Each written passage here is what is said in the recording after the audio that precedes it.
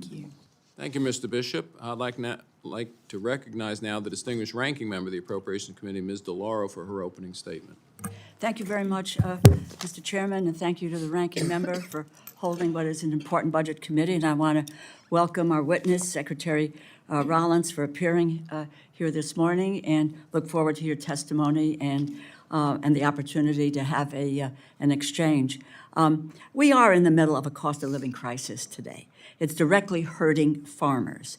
And the Trump administration has unlawfully frozen and impounded congressionally appropriated funds for agencies, programs, and services that assist American farmers.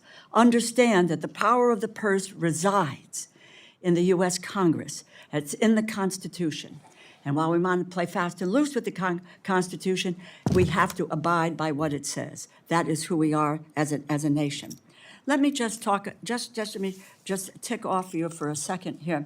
The programs that have been frozen or canceled or cut in some way. National Institute of Food and Agriculture, frozen. Local Food Purchase Assistance Cooperative Agreement, canceled, terminated.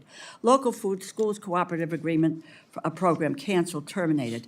EQIP, Environmental Quality Incentives program, frozen. Conservation Stewardess Program, frozen. Agriculture Conservation Easement Program, frozen. Regional Conservation Partnership, frozen. Conservation Technical Assistance, frozen. Technical Assistance for underserved farmers, ranchers, foresters, frozen. Watershed programs, frozen. Reconnect Broadband Loan and Grant Program, frozen. The Emergency Food Assistance Program, TFAP, canceled or terminated. And I might add, the administration has indiscriminately fired thousands of civil servants who help administer these programs and ensure funding goes where it is intended.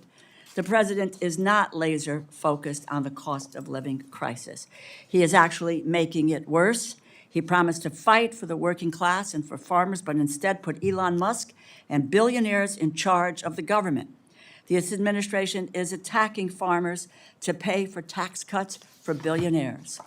The White House has halted over $600 million in funding promised to rural businesses and farmers through the Rural Energy for America program and other vital programs. They stole from the farmers and rural businesses who took the deal that the government offered them to invest in renewable energy, raising their energy costs, increasing economic stress, and in turn they raised the costs on the American people in the middle of a cost of living crisis.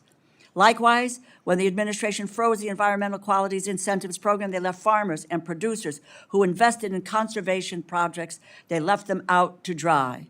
They canceled over $1 billion in funding for programs that help schools, food banks purchase food directly from local farms, threatening the livelihood of farmers and the nourishment of children and families reliant on this assistance. By cutting these funds, the administration prioritized corporate interests over the hardworking farmers who need these supports to continue operating. I've always been focused on the needs of small and medium-sized farmers because they are the backbone of our country and quite frankly, the backbone of my state of Connecticut. And I would like to recognize one in the room today who traveled from Connecticut, 79 hours, Willie Delacamera. Willie, a small specialty crop farmer from my district, experienced a severe storm last December. He did everything right, and had insurance coverage, but was still left with over $200,000 in losses. In response, with his help, we created and passed the Farm Recovery and Support Block Grant, a program that's tailored to the needs of small and medium-sized farmers, which removed the barrier of crop insurance requirements, allowed flexibility for states in response to extreme weather events. New England farmers depend on this grant, and I will work with you to make sure that this support gets out as the Congress intended. To date, Willie Delacamera has not received one dime. And also here is another Connecticut farmer in attendance, Robert Chong, who was talking about the need for this $220 million. There's Robert right back there. And the gentleman sitting next to Willie was here in the 70s when the farmers came down with tractors and made their case. And we say thank you for that. And if we have to have the tractors back here again, we'll do it. And we'll be with you on that. Even though we received Trump's concepts of a budget plan on Friday, we are now into May without a real budget from the White House. Though I am eager to learn about why you have chosen to eliminate funding for the Food for Peace program, the McGovern-Dole programs, and gut funding for the Commodity Supplemental Food Program. Not only will this take food from the mouths of millions at home and abroad, including seniors who face hunger and starvation, it will harm American farmers who will no longer see proceeds from producing this urgently needed food. Thanks to the administration's lawless funding freeze and the dismantling of agencies without congressional involvement, hundreds of thousands of pounds of food grown by American farmers has sat in warehouses or gone to waste. Local food for schools and local food purchase assistance were ended by USDA earlier this year, meaning not only did the administration determine that feeding our children was not a priority, they decided the farmers who produced the food for these children were not a priority either. Connecticut is expected to lose nearly $4 million in funding from these two programs alone.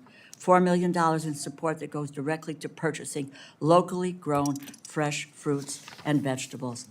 I understand the administration is eager to pass tax breaks for billionaires, but doing so by stealing from hungry people and farmers is indefensible. Next, Congress, Republicans in Congress and the White House will target our safety net programs for hungry people, including children, WIC and SNAP or food stamps, to pay for their billionaire tax break. Madam Secretary, this administration's abandonment of farmers is not creating efficiency, and you know that. It is not helping farmers nor consumers save money. In fact, the president's trade war, which he has admitted puts farmers on the front lines, will cost taxpayers billions of dollars in bailouts to shield farmers from the consequences of this president's agenda. Farmers and the American people need immediate answers as to how you plan to fix the mess that this administration is creating for them. Thank you for being here. Look forward to your testimony. I yield back.